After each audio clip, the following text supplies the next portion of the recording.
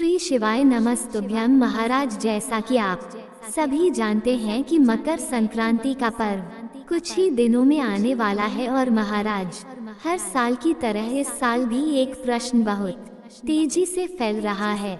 कोई कह रहा है कि मकर संक्रांति 14 जनवरी को है तो कोई 15 जनवरी बता रहा है। ऐसे में महाराज आम श्रद्धालु पूरी तरह असमंजस में पड़ जाते हैं कि आखिर हम किस दिन मकर संक्रांति का पर्व मनाएं, किस दिन स्नान दान करें और किस दिन खिचड़ी बनाएं। इसी के साथ महाराज इस साल मकर संक्रांति के साथ साथ एकादशी की तिथि भी पड़ रही है। अब आप सोचेंगे कि एकादशी आने से मकर संक्रांति पर क्या फर्क पड़ेगा, तो महाराज आप सभी जानते ही हैं कि मकर संक्रांति के दिन विशेष रूप से खिचड़ी का ही दान किया जाता है और खिचड़ी जो है ये कच्चे चावल और कच्चे मूंग की दाल से बनाई जाती है और इसी खिचड़ी का दान किया जाता है। लेकिन महाराज इसी दिन साल की पहली शटिला एकादशी भी पड़ रही है, इसलिए भक्तों के मन में ये प्रश्न भी आ रहा है कि इस साल खिचड़ी का दान न करें तो फिर क्या दान करें जिससे कि हमें पूर्ण फल प्राप्त हो। तो महाराज मकर संक्रांति का सीधा संबंध सूर्य से है। मकर संक्रांति उस दिन मनाई जाती है जिस दिन सूर्य देव धनु राशि से निकलकर मकर राशि में प्रवेश करते हैं। इसी को सूर्य का उत्तरायण होना भी कहा जाता है। अब महाराज इसे ध्यान से समझिए कि उत्तरायण का अर्थ केवल दिशा परिवर्तन नहीं है, इसका अर्थ है कि सूर्य की किरणें अब धीरे धीरे पृथ्वी पर सीधी पड़ने लगती हैं, ठंड कम होने लगती है, दिन बड़े होने लगते हैं और जीवन में सकारात्मक ऊर्जा का संचार होने लगता है। यही कारण है कि हमारे शास्त्रों में उत्तरायण को देवताओं का दिन कहा गया है और महाराज इस वर्ष सूर्य देव 14 जनवरी 2026 बुधवार के दिन ही मकर राशि में प्रवेश कर रहे हैं। ये प्रवेश दोपहर के समय लगभग 3 बजे के आसपास हो रहा है। शास्त्रों के अनुसार चाहे सूर्य का प्रवेश सुबह हो, दोपहर हो या शाम को, जिस कैलेंडर तिथि में सूर्य का मकर में प्रवेश होता है उसी दिन मकर संक्रांति मनाई जाती है। इसी कारण महाराज इस वर्ष मकर संक्रांति पूरे भारत में 14 जनवरी 2026 को ही मनाई जाएगी। इसलिए महाराज 15 जनवरी को मकर संक्रांति मानना शास्त्रीय रूप से उचित नहीं है। तो महाराज अब यहाँ तक तो बात बिल्कुल स्पष्ट हो गई कि मकर संक्रांति 14 जनवरी बुधवार को ही है। लेकिन यहीं से शुरू होती है इस वर्ष की सबसे बड़ी उलझन, क्योंकि महाराज इसी 14 जनवरी को पौष मास की शक्तिला एकादशी भी पड़ रही है और जैसे ही एकादशी का नाम आता है तो प्रत्येक श्रद्धालु के मन में तुरंत ये नियम याद आता है कि एकादशी के दिन अन्न विशेष रूप से चावल वर्जित होता है।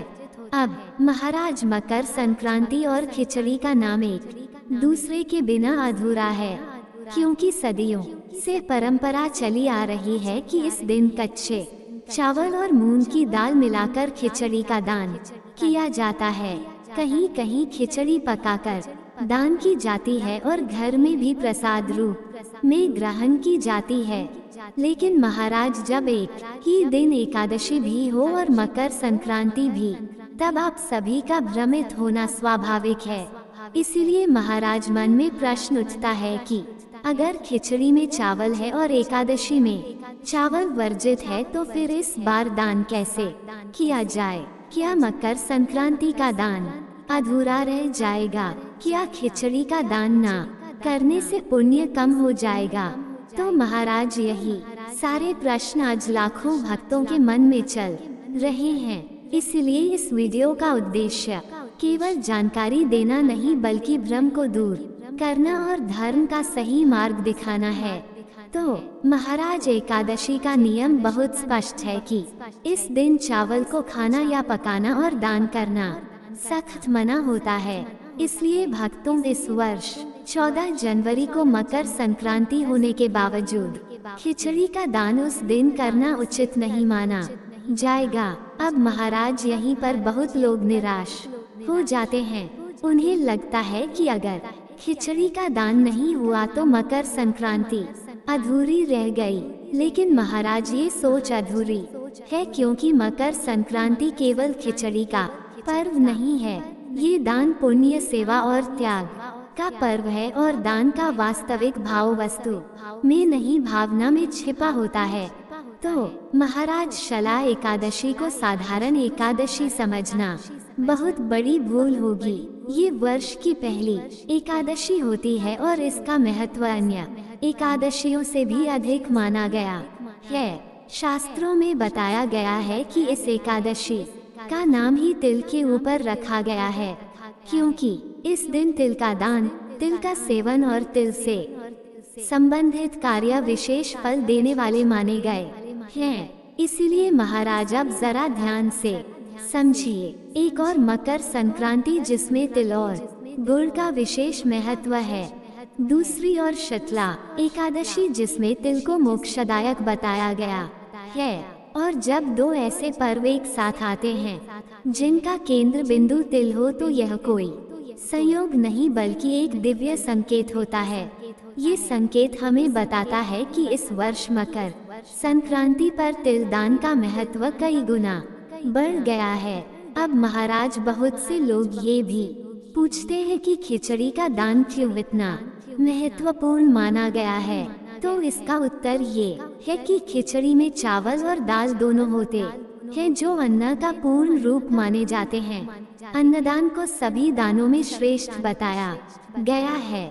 इसी कारण मकर संक्रांति पर खिचड़ी का दान सबसे बड़ा पुण्य माना गया। लेकिन महाराज जब शास्त्र स्वयं एकादशी के दिन चावल दान को वर्जित कर रहे हैं तो धर्म हमें ये भी सिखाता है कि विकल्प भी धर्म का ही भाग होता है। इसलिए शास्त्र कहते हैं कि यदि किसी कारणवश मुख्य दान न किया जा सके तो उसी भाव से किया गया वैकल्पिक दान भी उतना ही फल देता है। और महाराज यही कारण है कि इस वर्ष मकर संक्रांति पर काले तिल और गुड़ का दान खिचड़ी दान के समान ही नहीं बल्कि कई गुना अधिक फलदायक बताया गया है, क्योंकि तिल को शास्त्रों में पापनाशक कहा गया है।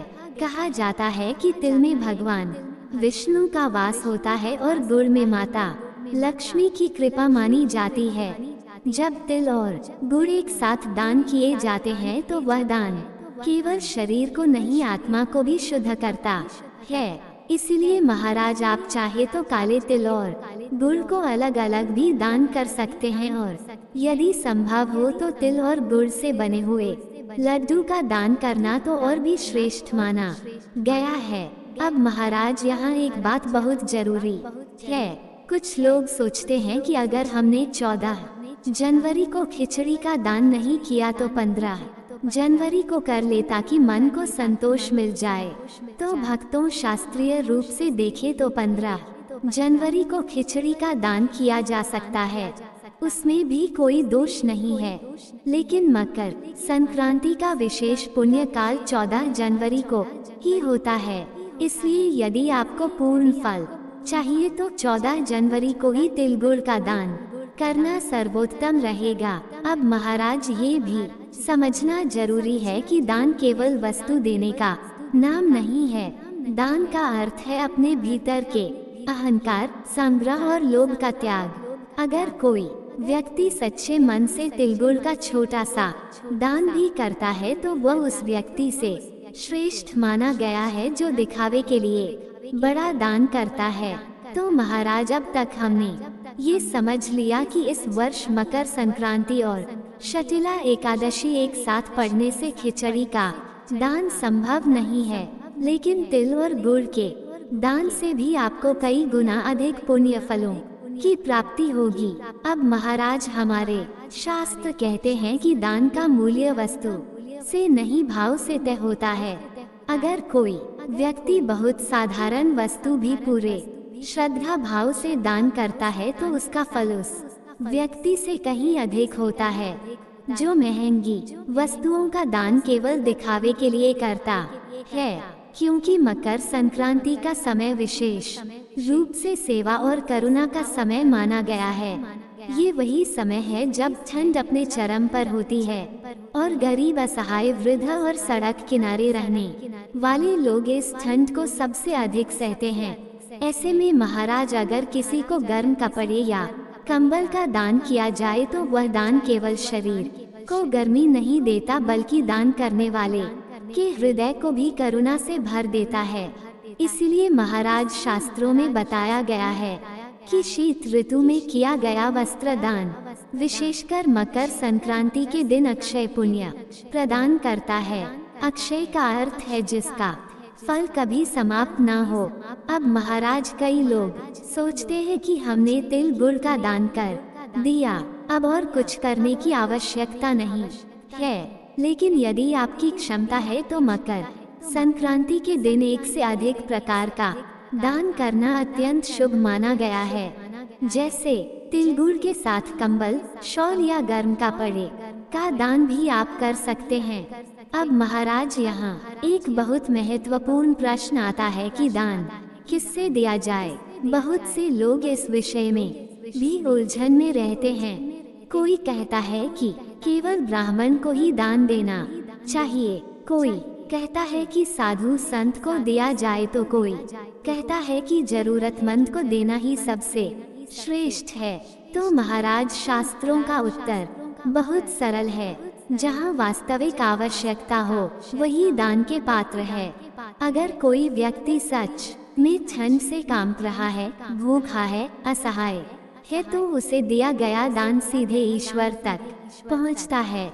महाराज, स्वयं भगवान श्री कृष्ण ने गीता में कहा है कि जो मेरी बनाई हुई सृष्टि की सेवा करता है वही वास्तव में मेरी पूजा करता है। इसलिए आप तिल गुड़ का दान किसी गरीब व्यक्ति को दें, कंबल किसी जरूरतमंद को दें या मंदिर जाकर पंडित जी को दक्षिणा दें, तीनों ही प्रकार का दान पुण्यदायक है। महाराज, अब बात करते हैं दक्षिणा की। अक्सर लोग दान में केवल वस्तु दे देते हैं और दक्षिणा देना भूल जाते हैं। लेकिन शास्त्र कहते हैं कि कोई भी दान बिना दक्षिणा के अधूरा माना जाता है। दक्षिणा का अर्थ यह नहीं है कि बहुत बड़ी राशि दी जाए। दक्षिणा का अर्थ है दान में हुई किसी भी कमी को श्रद्धा से पूरा करना। महाराज, अगर आपने तिल और गुड़ का दान किया है तो उसके साथ अपनी सामर्थ्य अनुसार कुछ धन राशि अवश्य रखें। ये राशि 11 हो सकती है, 51 रुपए हो सकती है, 101 रुपया हो सकती है या उससे अधिक भी। महाराज, राशि बड़ी या छोटी नहीं देखी जाती, भाव देखा जाता है। दक्षिणा देने से दान में पूर्णता आती है। कहा जाता है कि दक्षिणा के बिना किया गया दान रास्ते में ही रुक जाता है और दक्षिणा के साथ किया गया दान सीधे पुण्य लोक में पहुंचता है। इसलिए महाराज, मकर संक्रांति के दिन किया गया दान पूरे वर्ष का प्रभाव देता है। इस दिन दान किया गया एक छोटा सा कार्य भी पूरे साल शुभ फल प्रदान करता है।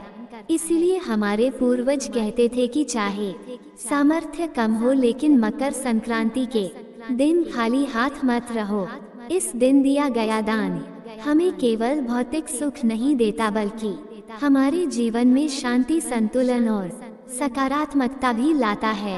अब महाराज, यहाँ एक और प्रश्न उठता है कि अगर कोई व्यक्ति किसी कारणवश 14 जनवरी को दान ना कर पाए, अगर कोई बीमारी, यात्रा या पारिवारिक परिस्थिति के कारण दान से वंचित रह जाए, तो क्या उसका मकर संक्रांति का पुण्य समाप्त हो जाता है? तो शास्त्र इसका उत्तर भी बहुत करुणा के साथ देते हैं। कहा गया है कि भाव से किया गया मानसिक दान भी फल देता है। इसलिए यदि आप 14 जनवरी को मन ही मन ये संकल्प ले कि हे भगवान, आज मैं अपनी सामर्थ्य अनुसार दान करना चाहता हूँ, पर परिस्थिति के कारण संभव नहीं है, तो मेरी भावना को स्वीकार कीजिए। तो ऐसा संकल्प भी व्यर्थ नहीं जाता, क्योंकि महाराज, धर्म इतना कठोर नहीं है कि वह परिस्थिति ना समझे। ईश्वर भावना देखते हैं, साधन नहीं। अब बात करते हैं 15 जनवरी की। बहुत से लोग ये पूछते हैं कि क्या 15 जनवरी को खिचड़ी का दान किया जा सकता है। तो महाराज, शास्त्रीय दृष्टि से उत्तर यह है कि हाँ, 15 जनवरी को खिचड़ी का दान किया जा सकता है। उसमें कोई दोष नहीं है क्योंकि उस दिन एकादशी नहीं है। लेकिन ये समझना जरूरी है कि 15 जनवरी को किया गया खिचड़ी दान मकर संक्रांति विशेष पुण्य नहीं देगा, बल्कि वह सामान्य अन्नदान के पुण्य में ही गिना जाएगा। इसलिए यदि कोई व्यक्ति यह सोचकर 15 जनवरी को खिचड़ी दान करता है कि मैंने मकर संक्रांति का दान कर लिया, तो ये सोच शास्त्र सम्मत नहीं है। मकर संक्रांति का विशेष पुण्य काल 14 जनवरी को ही है और इस वर्ष उस पुण्य काल में तिल, गुड़, वस्त्र, कंबल और सेवा का दान ही श्रेष्ठ माना गया है। महाराज, अब कुछ सावधानियां भी जान लेना बहुत आवश्यक है। दान करते समय कभी भी अहंकार ना रखें। दान देते समय किसी को नीचा ना दिखाएं। दान देकर उसका प्रचार ना करें। शास्त्र कहते हैं कि जो दान दिखावे के लिए किया जाता है वह पुण्य नहीं, केवल समाज की प्रशंसा देता है। इसलिए दान हमेशा दाएं हाथ से करें और मन शांत रखें। दान देते समय मन में किसी प्रकार की खिन्नता या मजबूरी का भाव ना हो। और महाराज, दान कभी भी सूर्यास्त के बाद नहीं करना चाहिए। विशेषकर मकर संक्रांति जैसे पर्व पर प्रातः स्नान करके स्वच्छ वस्त्र धारण करके दान करना सबसे उत्तम माना गया है। महाराज, अब अंत में एक बहुत सुंदर बात, मकर संक्रांति केवल दान का पर्व नहीं है, यह दिशा बदलने का पर्व है। जैसे सूर्य अपनी दिशा बदलता है, वैसे ही हमें भी अपने जीवन की दिशा बदलनी चाहिए। क्रोध से शांति की ओर, लोभ से संतोष की ओर और स्वार्थ से सेवा की ओर। अगर इस मकर संक्रांति पर आपने अपने भीतर थोड़ा सा भी सकारात्मक परिवर्तन कर लिया तो समझिए कि आपने सबसे बड़ा दान कर दिया। महाराज, अंत में यही कहना चाहूँगा कि इस वर्ष 14 जनवरी 2025 बुधवार के दिन ही मकर संक्रांति है। एकादशी होने के कारण चावल और खिचड़ी का दान इस दिन ना करें। इसके स्थान पर तिल गुड़ के लड्डू, कंबल, वस्त्र और सेवा का दान करें। दान के साथ सामर्थ्य अनुसार दक्षिणा अवश्य रखिए। और महाराज, अगर अब भी आपके मन में कोई प्रश्न है तो आप निसंकोच कमेंट्स में पूछ सकते हैं। और यह भी जरूर बताइए कि आप ये वीडियो भारत देश के किस कोने से देख रहे हैं। धन्यवाद।